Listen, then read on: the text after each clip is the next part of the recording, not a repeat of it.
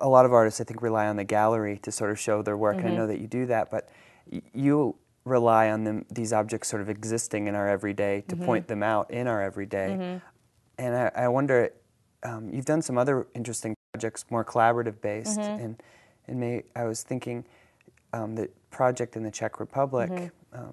with the maps, right? If I'm kind of interested in it because that took place pretty much all the way outside the gallery, and I'm wondering like how that kind of project went and how you feel, you know, in kind of conversation with maybe some of your exhibitions. Yeah, that's in a funny way,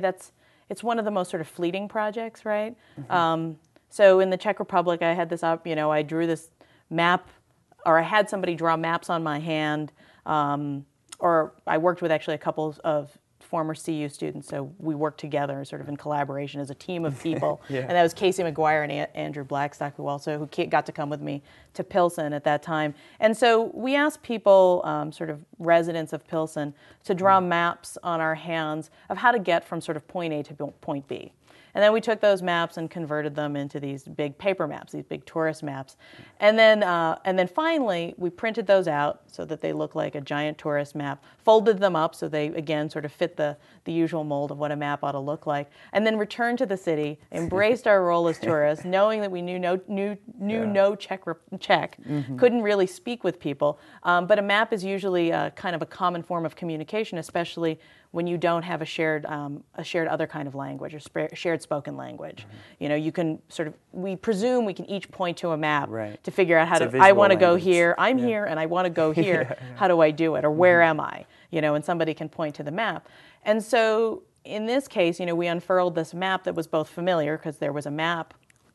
on this page, and then totally unfamiliar, because why would you have a printed hand map presented to you? And you're right, it took place, the primary experience did happen in the city center, and that exchange, or that sort of nonverbal exchange that happened between ourselves and then all the various residents who we would sort of rope into the project. And perhaps you know, I think there's a relationship between, like, it had to happen in the city. You know, and we had to sort of engage that whole role of who we were as tourists in realizing this project, and simultaneously it also had to exist in the gallery as a kind of contemplation, or maybe contemplation of the idea of what it is to sort of map a space and how it is we communicate through sort of visual information, and when something is strange and peculiar and when something is still understandable.